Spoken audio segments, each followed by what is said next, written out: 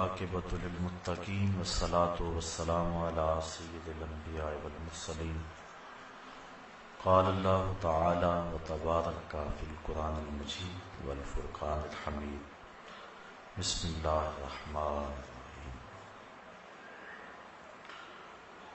وأقیموا الصلاة صدق اللہ مولانا العظیم وصدق رسولہ النبی الکریم الرؤوف الرحیم اللہم نور قلوبنا بالقرآن وزین اخلاقنا بالقرآن وادخلنا الجنة بالقرآن ونجنا من النار بالقرآن قال اللہ تعالی وتبارک فی شان حبیبہ مخبرا وآمرا ان اللہ وملائکتہ یصلون علی النبی یا ایھا الذین آمنوا صلوا علیہ وسلموا تسلیما الصلاۃ والسلام علیک یا رسول اللہ وعلی آلک واصحابک یا محبوب رب العالمین الصلاۃ والسلام علیک یا نبی الرحمہ وعلی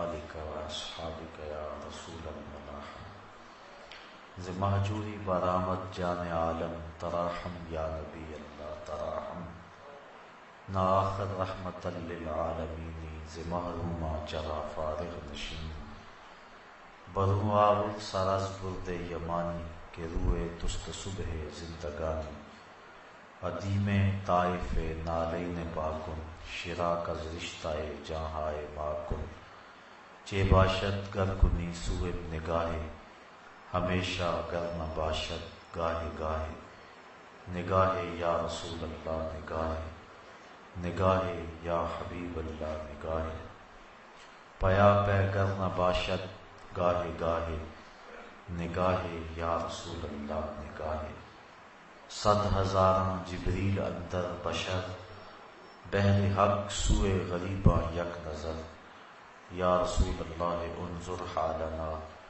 یا حبیب اللہ اسمع قالنا اننی فی بحر غم مغرق خذ یدی ساحل لنا اشکالنا یا صاحب الجمال و یا سید البشر من وجهک المنیر لقد نور القمر لا يمکن الثناء کما کان حقہ بعد از خدا بزرگ توئی قصہ مختصر تمام حمد و ثنا تعریف و توصیف اللہ جل مجدہ الکریم کی ذات بابرکات کے لیے جو خالق کائنات بھی ہے اور مالک ششجہات بھی۔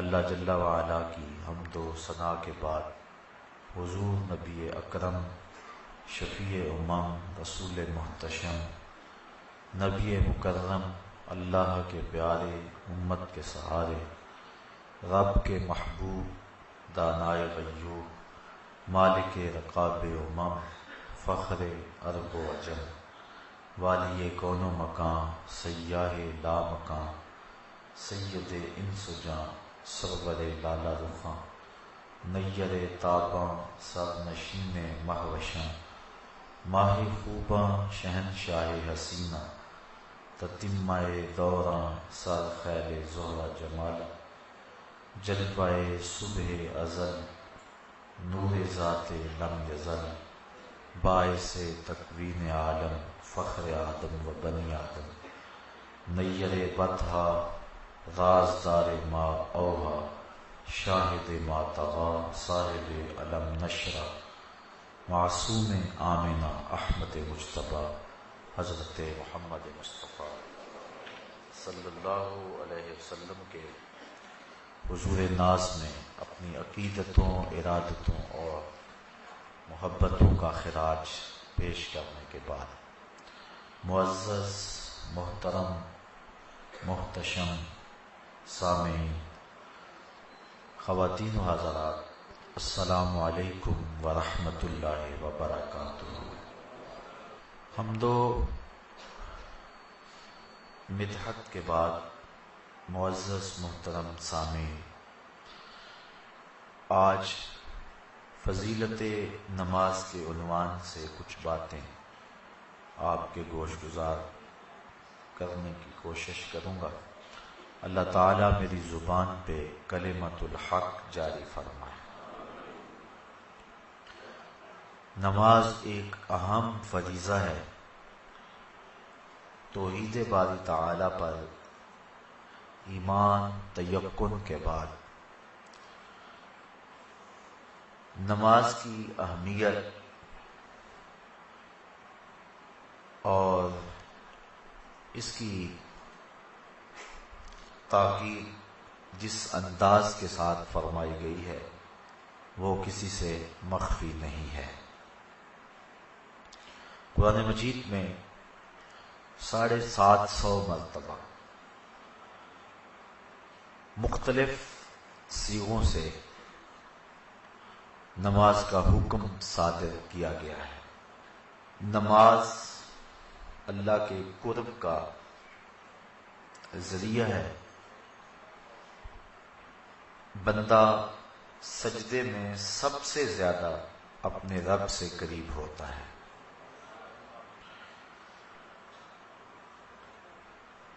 انسان اشرف المخلوقات ہے۔ جتنی بھی مخلوقات کے انداز عبادت ہیں وہ سارے نماز کے اندر جمع کر دیے گئے۔ قیام، رکوع، قومہ، جلسہ، سارا کچھ نماز کے اندر جمع کر دیا گیا۔ بلکہ ایک روایت میں آتا ہے کہ جب کوئی شخص نماز پڑھنے کے لیے کھڑا ہوتا ہے تو فرشتوں کی 10 صفیں ہیں جو تعجب اور رشک کرتی۔ صاحب قوت القلوب شیخ ابو طالب مکی نے اس کا مفصل تذکرہ فرمایا ہے کہ کچھ فرشتے قیام میں ہیں، کچھ فرشتے قعود میں ہیں، کچھ فرشتے رکوع میں ہیں، کچھ فرشتے سجدے میں ہیں، کچھ تسبیح کر رہے ہیں، کچھ تحلیل کر رہے ہیں، کچھ استغفار طلب کر رہے ہیں، کچھ ثنا کرتے ہیں، کچھ درود پڑھتے ہیں اور کچھ دعا مانگ رہے ہیں۔ جو رکوع کرتا ہے وہ ہمیشہ رکوع میں ہے، سجدہ اس کا مقصود نہیں ہے۔ جو قیام میں ہے وہ قیامت تک قیام میں ہی رہے گا۔ جو تسبیح کر رہا ہے اس کا وظیفہ تسبیح ہی ہے۔ جو ثنا میں لگا ہے وہ ثنا کو ہی ساری زندگی قیامت تک اپنائے رکھے گا۔ جو استغفار طلب کر رہا ہے وہ استغفار میں ہی ہے۔ لیکن جب انسان نماز کے لیے کھڑے ہوتے ہیں تو یہ 10 صفیں جو فرشتوں کی ہیں یہ انسان پہ رشک کرتی ہیں، اس اعتبار کے کہ جو قیام میں ہے وہ کہتے ہیں کہ میری نماز میں تو صرف قیام ہے، لیکن یہ انسان کتنا خوش نصیب ہے کہ اس کی نماز میں قیام بھی ہے، رکوع بھی ہے، سجدہ بھی ہے، قعود بھی ہے۔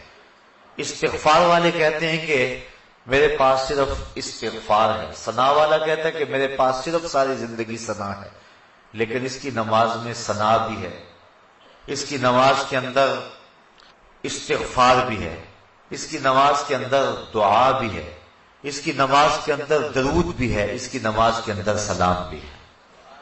تو اس طرح فرشتوں کی جو 10 صفیں ہیں جو مختلف نوعیت کے طرز عبادت میں لگی ہوئی ہیں، تو حضرت انسان کی عبادت پر فرشتے بھی رشک کرتے ہیں کہ یہ کتنا اللہ کا مقرب ہے کہ اللہ نے اپنی عبادت کے سارے طریقے اور اپنے کو پکارنے کے سارے انداز ایک انسان کو عطا کر دیے۔ نماز اللہ کے قرب کا سب سے بڑا ذریعہ ہے۔ حضرت شیخ مجدد الفسانی علیہ رحمہ فرماتے ہیں کہ جو لذت نماز میں ہے وہ کسی اور جگہ موجود نہیں ہو سکتی ہے۔ نماز کی فضیلت، مجد و شرف، اس کا انداز اور اس کا آپ اندازہ اس سے لگا سکتے ہیں کہ نماز تو مجد و شرف اور فضل و کمال کا سبب ہے ہی، جو اذان ہے اس کی اتنی برکتیں ہیں کہ حضور نبی رحمت صلی اللہ علیہ وآلہ وسلم نے فرمایا المؤذنون اطول الناس اعناقا یوم القیامہ، قیامت کے دن سب سے اونچی گردنیں اذان دینے والوں کی ہوں گی۔ یہ حضرت معاویہ رضی اللہ تعالی عنہ سے مروی ہے۔ قیامت کے میدان کے اندر جب لوگ چلیں گے تو سب سے اونچی گردنیں مؤذن اذان دینے والوں کی ہوں گی۔ بلکہ ایک شخص حضور کی خدمت میں حاضر ہوا اور وہ عرض کرتا ہے کہ حضور مجھے ایسے عمل کی نشاندہی کیجیے کہ میں وہ عمل کر کے جنت میں داخل ہو جاؤں۔ تو حضور نے فرمایا کن مؤذنا، تو مؤذن بن جا، پنجگانہ اذان دیا کر۔ اس نے کہا لا استطیع، میں اس کی استطاعت نہیں رکھتا۔ وقت پر آنا، سب نمازیوں سے پہلے آنا اور وقت کا خیال رکھتے ہوئے اذان دینا، یہ سب سے مشکل کام ہے۔ اس نے کہا کہ میں اس کی استطاعت نہیں رکھتا۔ فرمایا کن اماما، اچھا پھر تو امام بن جا۔ اس نے عرض کی لا استطیع، میں اس کی استطاعت بھی نہیں رکھتا۔ تو پھر حضور نے ارشاد فرمایا فقم بإزاء الامام، تو پھر امام کے پیچھے کھڑا ہو جانے والا ہو جا۔ تو اگر کوئی شخص جنت میں داخل ہونا چاہتا ہے تو ان تین چیزوں میں سے ایک چیز اس کو ضرور اختیار کرنا پڑے گی، یا مؤذن بن جائے، یا امام بن جائے، یا امام کے پیچھے کھڑا ہونے والا ہو جائے۔ تو نماز کی جو فضیلت ہے وہ تو ہے ہی، اذان کی اتنی فضیلت ہے۔ کل قیامت کے دن مؤذن حضرت بلال حبشی کی قیادت کے اندر جنت میں جائیں گے اور ان کی گردنیں لوگوں سے بلند ہوگی۔ بلکہ نماز کے لیے ایک مؤذن تو اذان دیتا ہے، اس کی تو برکتیں ہیں ہی۔ ایک حدیث میری نظر سے گزری، لا تسبوا الدیک لأنہ یوقظ للصلاۃ، فرمایا کبھی مرغے کو گالی نہ دینا، یہ تمہیں نماز کے لیے جگاتا ہے۔ جو مرغا نماز کے لیے بیدار کرے وہ محبوب بن جاتا ہے، تو جو نماز کے لیے اذان دے وہ کتنا محبوب ہوتا ہے۔ وہ محبوب ہوتا ہے تو جو نماز جو مقصود ہے، جو پڑھے پھر اس کو اللہ کی محبت کتنی حاصل ہوتی ہے۔ بلکہ جب کوئی شخص ندا دیتا ہے، حدیث شریف میں لفظ ہیں، حضرت ابو ہریرہ رضی اللہ تعالی عنہ سے مروی ہے، جو شخص ندا دے اور پھر جو اس کا جواب دے۔ حضرت بلال حبشی نے ندا دی، حضور کے ساتھ صحابہ تھے۔ جب حضرت بلال حبشی خاموش ہوئے تو حضور نے ارشاد فرمایا من قال مثل ھذا یقینا دخل الجنہ، جس نے یقین کے ساتھ جو بلال نے کہا ہے وہ جواب میں کہے، یعنی اذان کا جو جواب دے دے، فرمایا جو یقین کے ساتھ اذان کا جواب دے دے، فرمایا وہ سیدھا جنت میں جائے گا۔ ابھی نماز کی جو فضیلت ہے وہ ایک بہت بڑا امر ہے۔ اذان دینے والے کی جو برکتیں ہیں اور اس کو جو مجد و شرف ملتا ہے، اور اذان کی جو پکار پہ لبیک کہتا ہے، لوگ تین طرح کے ہیں۔ ایک وہ ہیں کہ جب اذان ملتی ہے تو وہ فوراً سارے کام چھوڑ کے نماز کی تیاری میں لگ جاتے ہیں۔ ایک روایت میں آتا ہے قیامت کے دن کچھ لوگ جن کے چہرے ستاروں اور موتیوں کی طرح چمکتے ہوں گے، وہ ظاہر ہوں گے، لوگوں کی ایک جماعت ہوگی۔ فرشتے ان کو پوچھیں گے تم کون ہو؟ تو وہ عرض کریں گے کہ ہم وہ لوگ ہیں کہ جو ہی اذان ہوتی تھی ہم سارے کام چھوڑ دیتے تھے اور فوراً وضو کر کے مسجد کا رخ کرتے تھے۔ تو فرشتے انہیں مبارک دیں گے اور جنت کا مجدہ دیں گے۔ پھر ایک جماعت اور آئے گی جن کے چہرے چاند کی طرح چمک رہے ہوں گے۔ فرشتے انہیں پوچھیں گے تم کون ہو؟ تو وہ کہیں گے کہ ہم وقت داخل ہونے سے پہلے ہی وضو کر لیا کرتے تھے اور اذان کے ساتھ ہی مسجد کی طرف چل دیتے تھے. فرشتے انہیں مبارک دیتے ہیں اور جنت کا مجدہ دیتے ہیں. پھر ایک اور جماعت آئے گی جن کے چہرے سورج کی طرح چمکدار ہیں. فرشتے پوچھیں کہ تم کون ہو؟ تو وہ کہیں گے کہ ہم وہ لوگ ہیں کہ ہم وضو کر کے طہارت بنا کے مسجد میں پہنچ جاتے تھے تو اذان ہوتی تھی. یعنی ہم اذان مسجد میں ہی سنتے تھے. حضرت سعید بن المسیب رضی اللہ تعالی عنہ جلیل القدر تابعی، آنکھوں سے نابینے تھے لیکن جو روشنی دل میں تھی، جو بینا ہے ان کے پاس بھی وہ اجالے کہاں ہو سکتے ہیں جو حضرت سعید بن المسیب کے پاس تھے. اللہ اکبر. کہتے ہیں 40 سال تک حضرت سعید بن المسیب نے جو ہے وہ تکبیر اولا بھی قضا نہیں ہونے دی. اسی وجہ سے ان کا نام پڑ گیا تھا حمامت المسجد، مسجد کا کبوتر. یعنی جس طرح کبوتر ہیں مسجدوں کے اندر رہتے ہیں تو حضرت سعید بن المسیب کا یہ نام پڑ گیا تھا. حالانکہ وہ آنکھوں سے نابینے تھے لیکن انہوں نے مسجد کی حاضری کا اس طرح التزام کیا کہ ان کا نام ہی حمامت المسجد پڑ گیا تھا.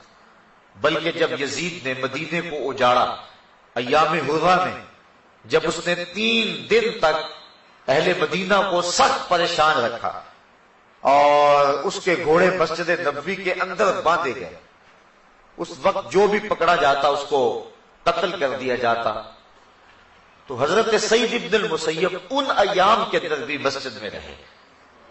فرماتے ہیں کہ لیکن میں پریشان تھا کہ ظہر کا وقت ہوگا کون بتائے گا، مغرب عشاء کا وقت ہوگا کون بتائے گا. 3 دن تک مسجد نبوی میں نہ اذان ہوئی نہ اقامت ہوئی.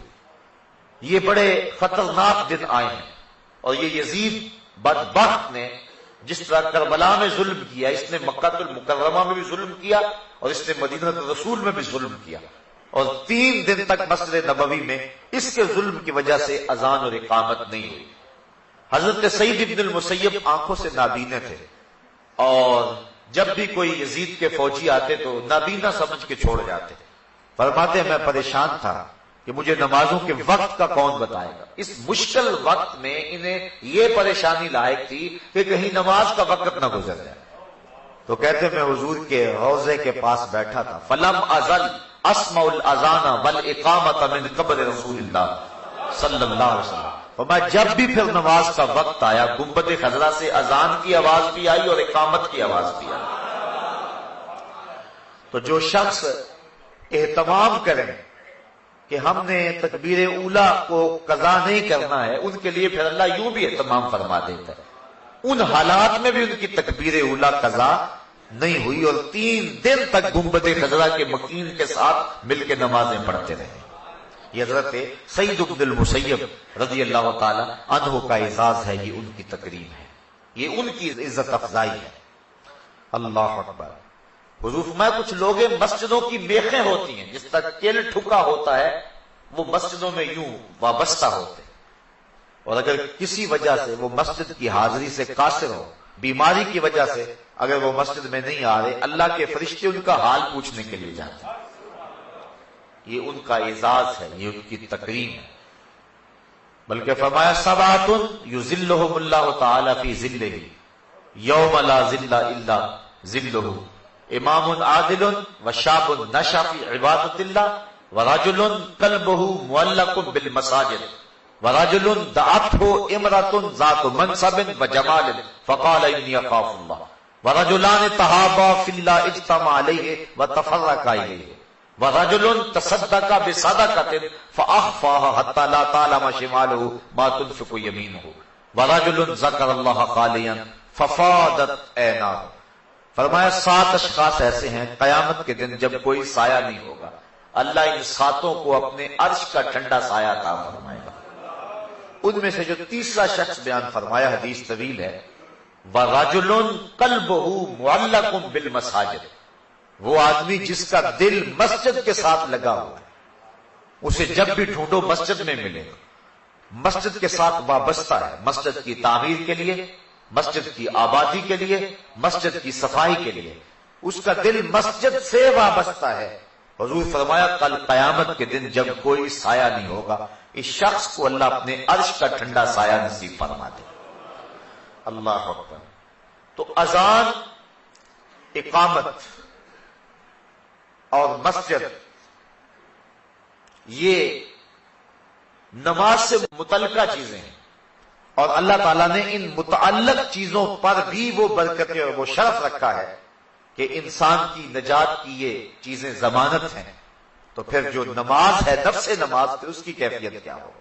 بلکہ ایک حدیث میں آتا ہے اذا صبب بالصلاۃ فتحت ابواب السماء واستجیبت دعا، جب اقامت ہوتی ہے تو اللہ آسمان کے دروازے کھول دیتا ہے، اور یہ جو اقامت کا وقت ہوتا ہے، اس وقت جو دعا مانگو اللہ وہ دعا پوری فرما دیتا ہے۔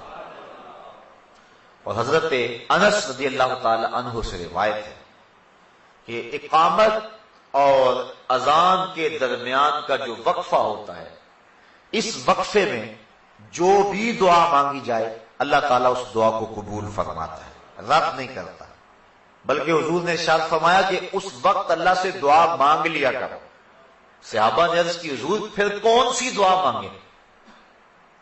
اس وقت، اس اہم وقت میں ہم اللہ سے کون سی دعا مانگے؟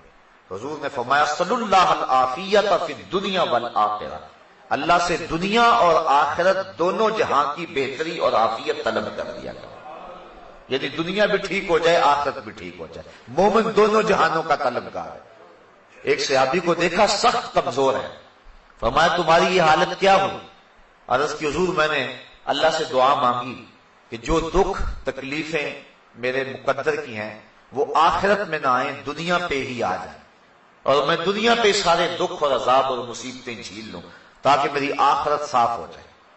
بظاہر یہ بڑی ایک ایسی بات تھی جس پہ داد دی جاتی کہ اس نے آخرت کو اختیار کیا، لیکن حضور اس بات پر خوش نہیں ہوئے۔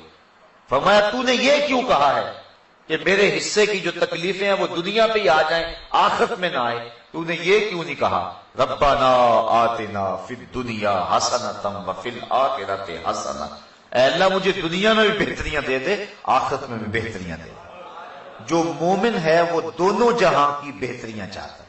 یہ نہیں ہے کہ دنیا کے اوپر پستے رہیں، ہم دنیا کے اوپر پسنے کے لیے نہیں آئے۔ امت مسلمہ دنیا آخرت دونوں کی طالب اور دونوں کی چاہنے والی، اور اللہ کے خزانے بڑے وسیع ہیں، اس لیے جب اس سے مانگو تو کھل کے مانگو، تم اپنے دامن کو تنگ پاؤ گے، اس کے خزانوں میں کمی نہیں ہے۔ اس لیے اپنے لیے بھی مانگو، اوروں کے لیے بھی مانگو، دنیا بھی مانگو، دین بھی مانگو، آخرت بھی مانگو۔ تو عرض کی کہ حضور اذان اور اقامت کے درمیان اللہ سے کیا مانگے؟ تو فرمایا صلی اللہ العافیۃ فی الدنیا والآخرہ، اللہ سے دنیا اور آخرت کی عافیت طلب کرو۔ تو یہ قبولیت کے لمحے ہیں جو دعا کی جائے اللہ اس دعا کو مستجاب فرماتا ہے۔ بلکہ نماز تو آگے آتی ہے، جب انسان وضو کے لیے اپنے چلو میں پانی لیتا ہے تو اللہ تعالیٰ اس کے چلو میں پانی لیتے ہی اس کے گناہوں کو معاف فرما دیتے۔ حضرت عثمان بن عفان رضی اللہ تعالی عنہ، آپ ایک جگہ تشریف لائے اور آپ نے پانی منگوایا، پھر اس کے بعد آپ نے وضو کیا، اور وضو کرتے کرتے آپ مسکرانے لگے۔ جو لوگ پاس کھڑے تھے حضرت عثمان ابن عفان انہیں کہنے لگے کہ تم نے مجھے پوچھا نہیں کہ میں مسکرایا کیوں؟ لوگوں نے کہا اچھا آپ بتائیں کہ آپ کیوں مسکرائے ہیں؟ تو حضرت عثمان فرمانے لگے کہ ایک دن میں حضور علیہ السلام کے ساتھ تھا، تو آقا کریم علیہ السلام نے وضو کیا اور یوں مسکرائے، لوگ کھڑے تھے تو حضور نے فرمایا الا تسألونی ما اضحکک، تم نے مجھے پوچھا نہیں صحابہ کہ میں مسکرایا کیوں؟ تو صحابہ نے عرض کی ما اضحکک یا رسول اللہ، حضور آپ ارشاد فرمائے نا کہ آپ کیوں مسکرائے؟ تو حضور نے ارشاد فرمایا ان العبد اذا دعا بوضوء فغسل وجهه حتى الله عنه كل خطيئة اصابها بوجهه واذا غسل ذراعيه كان كذلك واذا طهر قدميه كان كذلك۔ فرمایا جب کوئی شخص وضو کے لیے پانی منگواتا ہے اور پانی منگوا کے اپنے چہرے کو دھوتا ہے، اللہ ہر خطا کو چہرے سے دور کر دیتا ہے۔ اور اسی طرح جب وہ اپنے بازو دھوتا ہے تو ہاتھوں کے سارے گناہ اللہ تعالیٰ دھو ڈالتا ہے، اور اسی طرح جب وہ اپنے پاؤں کو دھوتا ہے تو اللہ تعالیٰ جل شانہ پاؤں کے سارے گناہوں کو دھو ڈالتا ہے۔ نماز کا فضل و شرف اور اس کی فضیلت وہ تو مسلمہ ہے، نماز سے پہلے جو عمل ہے اللہ اس کی برکتوں سے گناہ گار کو جہنم کی آگ سے آزادی بخشتا ہے۔ بلکہ جس جگہ پر نماز پڑھنی ہے اگر اس جگہ کو کوئی شخص اس کی صفائی ستھرائی کرے، ایک حدیث کے اندر لفظ ہے کہ اخراج القمامات منہا مہور الحور العین، جو شخص مسجد سے کوئی تکلیف دہ چیز، کوڑا کرکٹ یا کوئی گندگی وہاں سے نکال کر کے باہر پھینکے تو حضور نے فرمایا یہ موٹی آنکھ والی حوروں کا حق مہر ہے۔ یہ جو مسجد کی صفائی کرتے ہیں، علماء نے لکھا ہے کہ مسجد صاف کرنے سے دل صاف ہوتا ہے، جو شخص مسجد صاف کرے اس کا دل پاک اور ستھرا ہو جاتا ہے، اور یہ مسجد سے جو آپ کوڑا کرکٹ نکال کے باہر پھینکتے ہیں یہ جنتی حور کا مہر ہے جو آپ ادا کر رہے ہیں۔ اللہ اکبر۔ بلکہ حضور علیہ السلام نے ارشاد فرمایا من بنا للہ مسجدا، جس نے اللہ کے لیے مسجد بنائی، کس لیے یذکر فیہ، تاکہ اس مسجد میں اللہ کا ذکر ہو، فرمایا بنى اللہ لہ بیتا فی الجنہ، اللہ اس کے لیے جنت میں گھر بنا دیتا ہے۔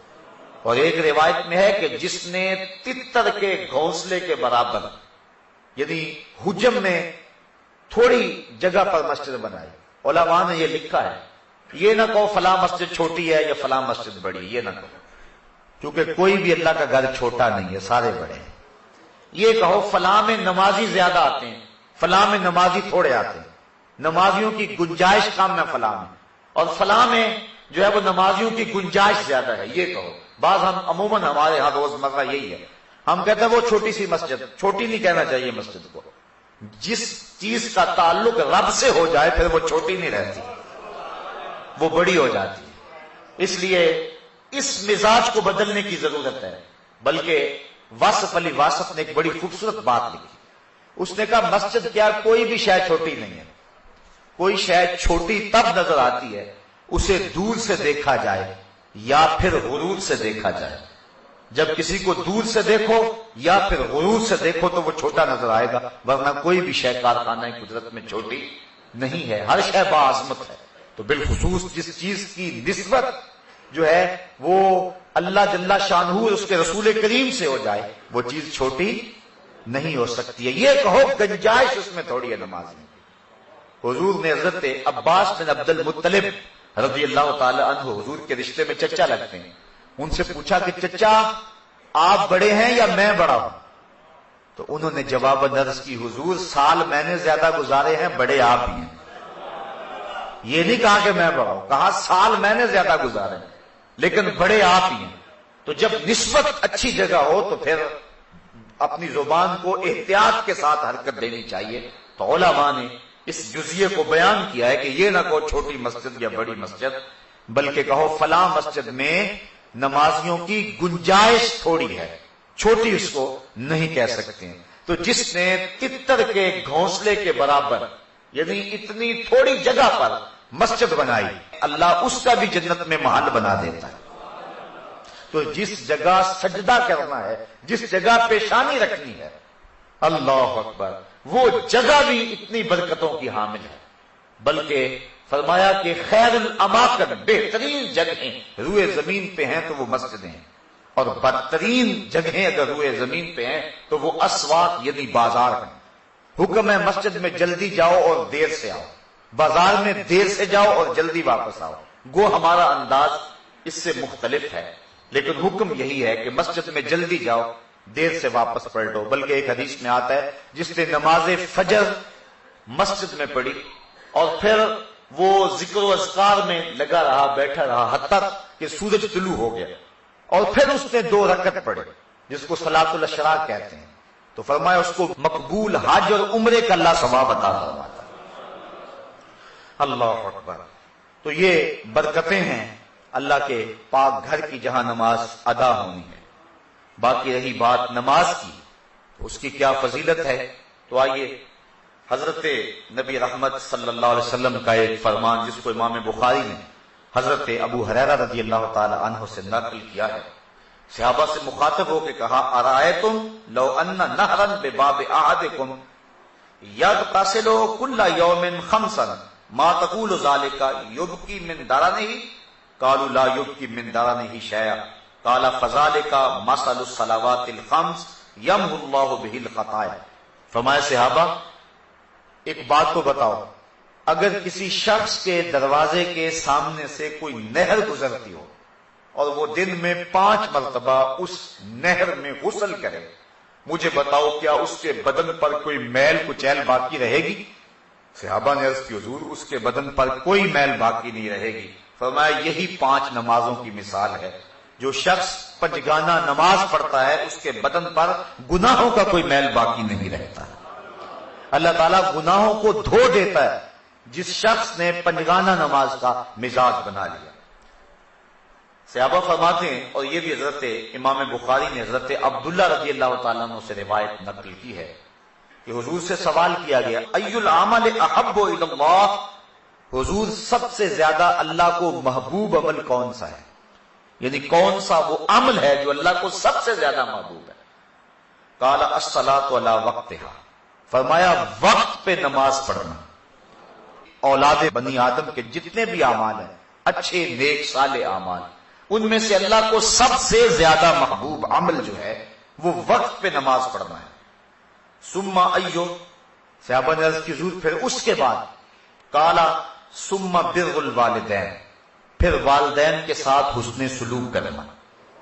نماز کے بعد سب سے زیادہ اہمیت والدین کے ساتھ حسن سلوک کی ہے۔ آج کل من جملہ قباحتوں میں یہ قباحت بہت زیادہ پائی جا رہی ہے کہ لوگ اپنے والدین کی تعظیم نہیں کرتے، ان کی تذلیل کرتے ہیں۔ حضور نبی رحمت صلی اللہ علیہ وسلم کی خدمت میں ایک شخص حاضر ہوا اور اس نے عرض کی کہ حضور میرا بیٹا اپنی چیزوں کو مجھے ہاتھ نہیں لگانے دیتا۔ تو حضور علیہ السلام نے اس کے بیٹے کو بلایا، پوچھا، اس نے عرض کی حضور اس کو پتہ نہیں ہے تو یہ میری چیزیں خراب کر دیتا ہے۔ امام طبرانی نے موجب میں یہ روایت بیان کی، حضور کی آنکھوں میں آنسو آ گئے اور حضور فرمایا ایک وقت وہ تھا کہ اس کی چیزیں تو خراب کرتا تھا، اس نے تو نہیں کہا تھا کہ یہ میری چیزیں خراب کرتا ہے اور میں ہاتھ نہیں لگانے دوں گا۔ پھر حضور نے وہ تاریخ ساز جملہ ارشاد فرمایا انت و مالک لابیک، فرمایا تو بھی اور تیرا مال بھی تیرے باپ کا ہے، یعنی باپ جس طرح چاہے تصرف کر سکتا ہے تو اس کو روک نہیں سکتا ہے۔ تو والدین کی نافرمانی اللہ کی رحمتوں سے انسان کو محروم کر دیتی ہے، اور والدین کی فرما برداری اللہ کی رحمتوں کا حقدار بناتی ہے۔ ایک حدیث میں آتا ہے کہ 4 اشخاص ایسے ہیں کہ جب قیامت کا دن ہوگا تو جنت میں جانے سے انہیں کوئی شے بھی رکاوٹ نہیں ہوگی۔ ایک وہ شخص کہ جس نے ایسی سچی توبہ کی کہ گناہ کی طرف پلٹنا اتنا مشکل ہے جس طرح تھن سے نکلا ہوا دودھ واپس جانا مشکل ہوتا ہے، اور دوسرا وہ شخص جس نے اپنے والدین کو راضی کر رکھا، اور تیسری وہ خاتون جو اس حال میں مری کہ اس کا شوہر اس کے اوپر راضی تھا، اور چوتھا وہ شخص جس کے ذرائع آمدنی تھوڑے ہیں لیکن عیال کثیر ہے، اولاد زیادہ ہے، لیکن اس کے باوجود اس نے اپنی اولاد کے پیٹ میں حرام کا ایک لقمہ بھی نہ جانے دیا۔ تو فرمایا کل قیامت کے دن کوئی چیز اس کو جنت میں جانے سے نہیں روک سکے۔ تو والدین کی فرما برداری کرنا یہ نماز کے بعد اہم فریضہ ہے۔ والدین مبتلا ہیں تکلیف میں اور بندہ کہتا ہے کہ میں جہاد پہ جاؤں، حضور نے اس کی حوصلہ شکنی فرمائی، اور وہ بخاری شریف کی روایت ہے۔ ایک شخص نے اذن جہاد طلب کیا تو فرمایا احی والدہ کا، کیا تیرے والدین زندہ ہیں؟ قال نعم، عرض کی ہاں حضور میرے والدین زندہ ہیں۔ قال ففیہما فجاہد، کہا جا ان کی خدمت کر، یہی تیرا جہاد ہے۔ والدین فالج زدہ اور بیٹا تبلیغی چلا کاٹنے گیا ہو، اسلام تو اس کی حوصلہ افزائی نہیں کرتا۔ ماں باپ کو ضرورت ہو اور بیٹا پیر کی چوکھٹ پہ جا کے بیٹھا ہو، اسلام تو اس کی حوصلہ افزائی نہیں کرتا۔ ہمارے سامنے حضرت اویس کرنی کی مثال موجود ہے۔ حضور قمیص کے بٹن کھول کھول کے لمبے سانس لیا کرتے تھے اور فرماتے مجھے یمن سے یار کی خوشبو آتی ہے۔ کسی نے کہا حضور وہ کون ہے جو آپ کو ملنے بھی نہیں آیا؟ لوگ کہاں کہاں سے آگے، یمن تو دور بھی نہیں ہے، تو وہ ملنے بھی نہیں آیا آپ کو؟ تو فرمایا اس کی بوڑھی اور نابینا ماں ہے جس کی خدمت اسے میرے حضور آنے سے روکے ہوئے، بلکہ فرمایا کوئی اویس کو ملے اور میرا سلام دے اور اس کو کہے کہ میری امت کی بخشش کی دعا کرے۔ حضرت عمر فاروق اور حضرت علی المرتضیٰ دونوں گئے، حضور کا سلام پیش کیا۔ حضرت اویس کرنی نے جب سنا تو آنکھوں میں آنسو ڈالا ہے اور بار بار کہتے تھے بتاؤ حضور کے لبوں پہ میرا نام کیسے آیا تھا، کیسے کہا تھا اویس کو سلام دینا؟ جب محبتوں کے امجتے ہوئے یہ جذبے دیکھے کہا اتنا پیار حضور سے تو ملنے کیوں نہیں آیا؟ جب یہ بات کہی تو حضرت اویس نے رخ کو بدلا، کہا تم نے میرے رسول کو دیکھا ہے؟ کہا ہاں ہم تو شام سویرے رہتے ہی خدمت میں تھے۔ کہا پھر بتاؤ حضور کے ابرو جڑے ہوئے تھے یا کھلے ہوئے تھے؟ اب یہ حیرت زدہ ہو گئے۔ کہا مجھ سے پوچھ لو جس نے نہیں دیکھا، کوئی دور سے دیکھتا تو جڑے ہوئے نظر آتے، قریب آ کے دیکھتا تو کھلے ہوئے نظر آتے۔ تو معلوم یہ ہوا کہ جو ماں باپ کی خدمت میں رہا وہ حضور کی صحبت سے بھی محروم نہیں رہا، حضور کے قرب کی دولت سے بھی وہ مالا مال رہا ہے۔ حضرت بایزید بستامی کہتے ہیں کہ میں نے اپنی ماں کے آگے ہاتھ جوڑے، میں نے کہا امی تیرے حق ادا کروں یا کہ اللہ کے حق ادا کروں؟ اپنے حق معاف کر دے، میں اللہ کو منا لیتا ہوں۔ ماں نے کہا جاؤ بیٹا۔ 12 سال جنگلوں میں گھومتے رہے، ایک دن بستان کے قریب سے گزر رہے تھے، دل میں خیال آیا جاتے جاتے ماں کو سلام کر جاؤں۔ دروازے کو دستک دینے لگا، رات کا موقع تھا، خیال آیا کہ ساری زندگی ماں کو سکھ نہیں دیا، دکھ بھی کیوں دوں؟ ماں سوئی ہوگی، میرے لیے اٹھے گی؟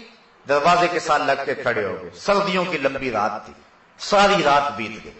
جب سحری کا وقت ہوا، اندر سے جو نالی آتی تھی وہاں سے پانی آیا، سمجھ گئے میری ماں سحری کے لیے اور تہجد کے لیے بیدار ہوئی اور یہ اس کے وضو کا پانی ہے۔ دروازے کو دستک دی، اندر سے آواز آئی بیٹا بایزید ٹھہرو میں آتی ہوں۔ مائیں تو بیٹوں کے دستک کے انداز سے جانتی ہوتی ہیں یہ کون سا بیٹا دستک دے رہا ہے، یہ ماں کا پیار ہے۔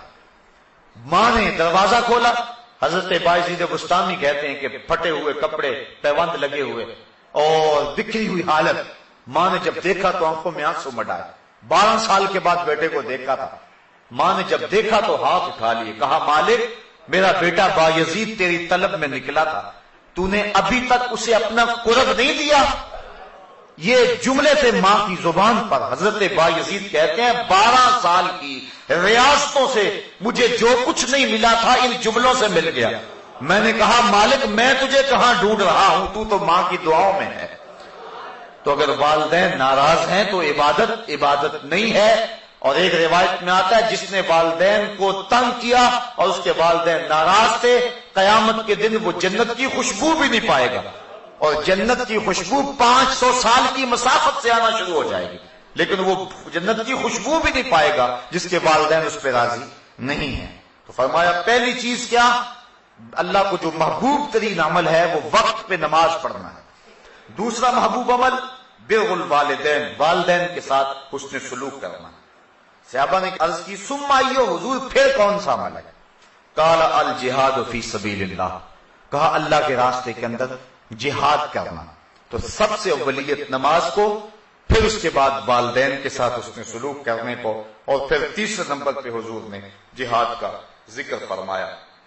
حضرت سلمان فارسی رضی اللہ تعالی عنہ سے ایک روایت ہے، اور روایت بیان کرتے ہیں حضرت ابو عثمان رضی اللہ تعالی عنہ، کہتے ہیں ایک دن میں حضرت سلمان فارسی رضی اللہ تعالی عنہ کے ہمراہ کسی سفر میں تھا، خزاں کا موسم تھا اور درختوں کی شاخوں کے اوپر جو پتے تھے وہ زرد ہو گئے ہوئے تھے۔ ایک درخت آیا جس کی ایک شاخ لٹک رہی تھی اور جس کے اوپر زرد پتوں کا گہنا تھا۔ حضرت سلمان فارسی نے اس شاخ کو پکڑا اور جھٹکا دیا، جتنے پتے تھے گر گئے۔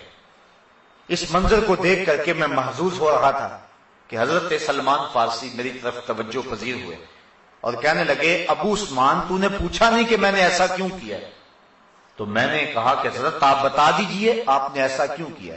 کہا ایک دن میں حضور کے ساتھ تھا، سفر کا موقع تھا اور موسم یہی تھا، درخت کی ایک شاخ لٹک رہی تھی جس کے اوپر زرد پتے تھے، حضور آگے بڑھے اور شاخ کو پکڑ کے حضور نے جھٹکا دیا تو جتنے بھی اس کے اوپر پتے تھے سارے گر گئے اور شاخ اسی طرح خالی ہو گئی۔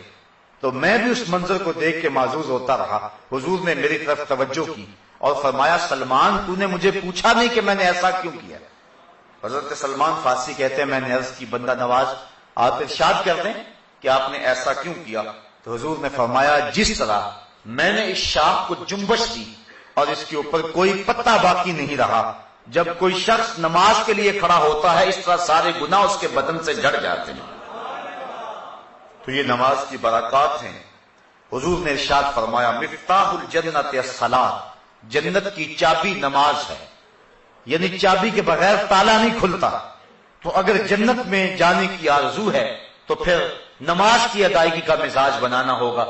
نماز کی ادائیگی کا مزاج بنا لیں گے تو یہ جنت کو کھولنے والی مفتاح الجنہ، جنت کی یہ چابی ہے۔